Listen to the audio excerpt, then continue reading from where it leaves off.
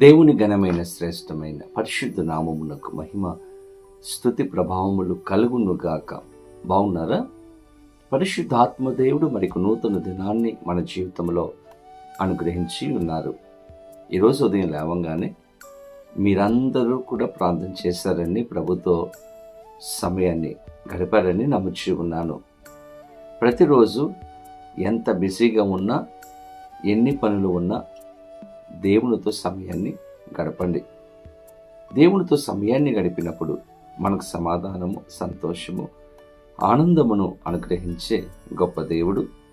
ఈరోజు దేవాది దేవుడు సిద్ధపరిచిన శ్రేష్టమైన అమూల్యమైన వాగ్దానమును ప్రార్థన పూర్వకముగా పొందుకుందాం.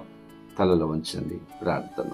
పరిశుద్ధుడా, నీకు వేలాది వందనాలు ప్రభువా. ఉదయ కాలంలో మేమందరం నీ సన్నిధికి వచ్చి ఉన్నాము.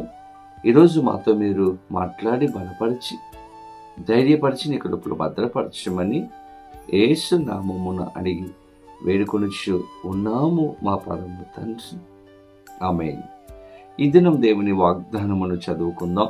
యెషయా గ్రంథము 26వ అధ్యాయము 3వ వచనమును చదువుకుందాం. ఎవని మనస్సు నీ మీద ఆనుకొనునో వానిని నీవు పూర్ణ శాంతి గల వానిగా కాపాడుదువు. దేవుని స్తోత్రం. చక్కని వాగ్దానం అండి.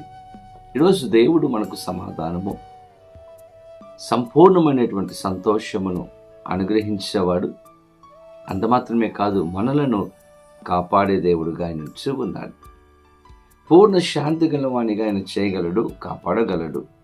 ఎవరినంటే ఎవని మనస్సు ఆయన మీద ఆనుకుంటుందో, దేవుని మీద ఎవరైతే ఆధారపడతారో, ఎవరైతే దేవుని నమ్ముకుంటారో, ఎవరైతే దేవుని దగ్గరకు వస్తారో వారికి దేవుడు సహాయము చేస్తాడు.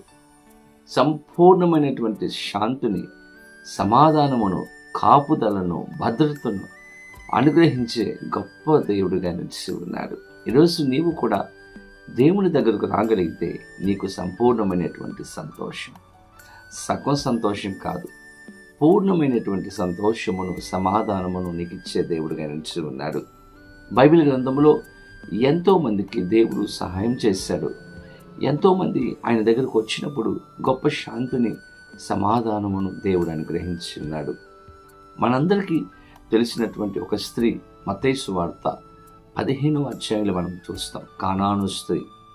ఆమె ఒక కష్టముతో దేవుని దగ్గరకు వచ్చింది.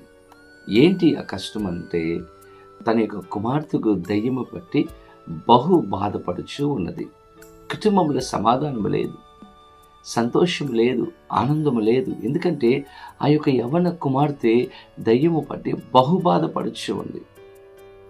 బయటకు ఫ్రీగా తీసుకుని వెళ్ళడానికి లేదు. ఎందుకంటే అటువంటి పరిస్థితులు గుండా కుటుంబం వెళుతూ ఉంది. ఆమె యేసయ్యను తెలుసుకొని యేసయ్య దగ్గరకు వచ్చింది. యేసయ్య, దయచేసి నన్ను కరుణించుము, నా కుమార్తెను బాగు చేయము. బహు బాధపడుచు ఉన్నది. వేదనలో ఉన్నాం, కష్టంలో ఉన్నాం, ఇబ్బందిలో ఉన్నాం.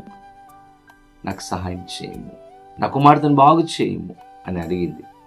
యేసు ప్రభువు వారు ఒక మాట కూడా పలకలేదు, నెమ్మదైపోయాడు. అయినప్పటికీ వాక్యంలో మనం చూస్తాం, దేవుణ్ణి అడుగుతూనే ఉందంట. కానాను స్త్రీ యేసయ్యను అడగడం మానలేదు. దేవుని మీద సంపూర్ణముగా ఆనుకుంది, ఆధారపడింది. యేసయ్య మౌనంగా ఉన్నాడు కదా, ఇంకెందుకు ఇక్కడ ఉండాలి, వెళ్ళిపోదాం అని అనుకోలేదు. యేసయ్య మాత్రమే సహాయం చేయగలడు. యేసయ్య మాత్రమే పరిస్థితులను మార్చగలడు. యేసయ్య మాత్రమే అద్భుతం చేయగలడు అన్నటువంటి విశ్వాసం ఆమె జీవితంలో ఉంది. యేసు ప్రభువారు ఆమెకు విశ్వాసమును చూచాడు. అమ్మా, నీ విశ్వాసము గొప్పది, నీవు కోరినట్టే నీకు అవునుగాక అని చెప్పి ఆ కుమార్తెను బాగు చేశాడంట. బాధతో వచ్చింది, బాధను తొలగించి సంపూర్ణమైన శాంతిని, సమాధానమును అనుగ్రహించి ఆ కుమార్తెను కాపాడినట్లుగా, బాగు చేసినట్లుగా మనం చూస్తాం. దేవునికి మహిమ కలుగును గాక. ఈ కానాను స్త్రీ అన్యురాలు అయినప్పటికీ దేవుని మీద ఆధారపడింది.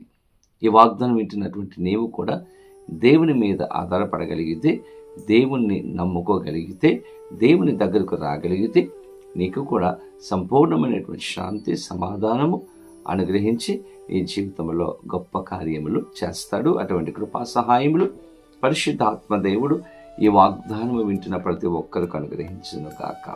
ఆమేన్. ప్రార్థన. పరిశుద్ధుడానికి వేలాది వందనాలు. చక్కని వాగ్దానం ఇచ్చారు నాయన. ఈ వాగ్దానము ప్రతి ఒక్కరి జీవితంలో నెరవేర్చండి. ఈరోజు ఆదివారం అయ్యా, మేమందరము కూడా నీ సన్నిధికి వెళ్ళేటకు మాకు సహాయం దయచేయండి. మీ మీద సంపూర్ణముగా ఆనుకొని ఆధారపడి నీ అందు విశ్వాసం ఉంచి నిన్ను వెతికే కృపను ప్రతి ఒక్కరికి దయచేయమని, ఎవరెవరైతే ఏ విన్నపాలు నీ సన్నిధానంలో పెట్టి ఉన్నారో, ఏ కష్టంతో వచ్చి ఉన్నారో, సమాధానం, సంతోషం, నీ సహాయమును అనుగ్రహించమని యేసు నామమున అడిగి వేడుకొనుచు ఉన్నాము మా పరమ తండ్రి. ఆమేన్. తండ్రి, కుమార, పరిశుద్ధ ఆత్మ త్రియేక దేవుని యొక్క దేవుని ఆశీర్వాదము సదాకాలము కలుగునుగాక. ఆమేన్. దేవుడు మిమ్మలను దీవించునుగాక. ఆమేన్.